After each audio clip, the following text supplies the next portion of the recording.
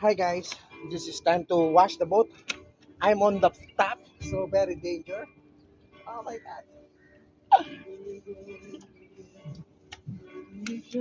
Joshua, can you give me a sabon please?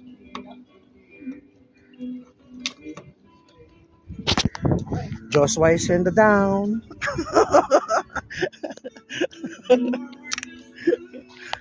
Oh my god, it's very dangerous. Oh my god.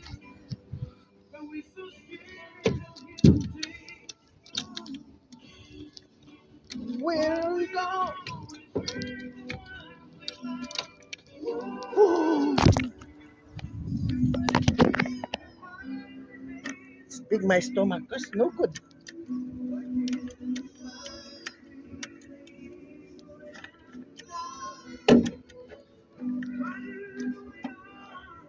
So now I am here on the top. It's very dangerous. This is hard working. You know how to hard working? Like this. To clean very well the boat.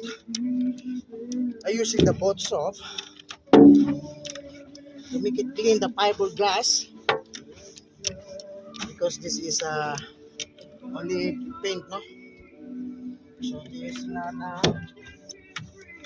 gel coat. The gel coat, you can do anything that good chemical. So it start to range. Just how to range the mask. So you need to clean very well to remove all the stains. It's very dangerous.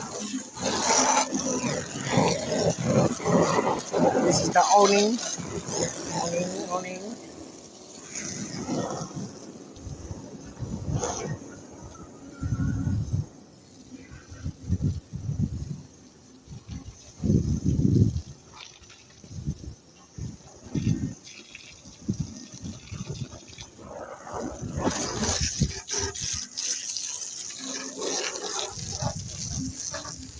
Look, it's so shiny.